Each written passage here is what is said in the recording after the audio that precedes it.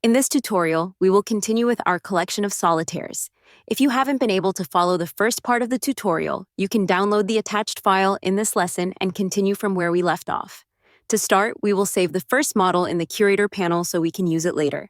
To do this, create a new category in the Curator panel by pressing the Create Category button and naming it Solitaire Collection. Select our complete model and add it to our new category by pressing the Add button, give it a name, and you're done. You can delete this model once it is saved in Curator. Using the Artisan Safe Frame command in the command bar, you can hide or show the safety lines for the render. For this model, we will also use a reference curve like before, with the size set to United States of America and size 7. In the Diamonds tab, use the Gem Studio command to create a 0.35 carat gem. Add it and move it to the reference curve. Type Move in the command bar, and with the OSNAP options activated as we've seen in the first part of this tutorial, select the bottom vertex of the gem and place it at the top of the reference curve. Then, with the help of the gumball, move it 2 millimeters upward. Select the gem, and this time use the Peg Head command. You can select from various elements in the library provided by RhinoArtisan. In this case, use element PE006 and edit it. Change the orientation of the prongs to option 3. For the shank, go to the Shank tab and use the Advanced command.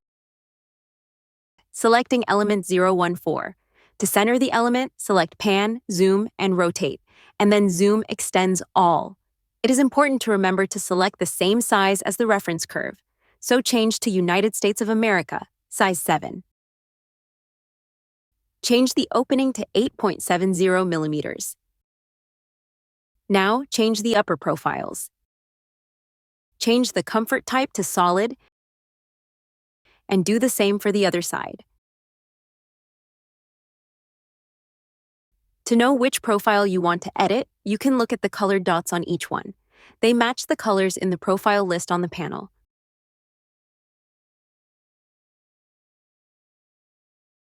Next, change the diameter of the bridge to 2.7 millimeters.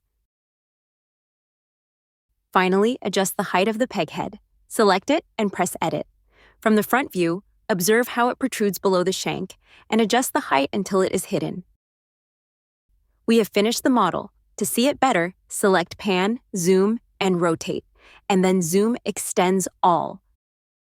To finish, in the Render and Animation tab, apply white gold, 18K for the metals. And for the gem, apply the diamond material. For the ground, select a basic reflection blue. Adjust the parameters for the render, and we are done. Our second model is now complete.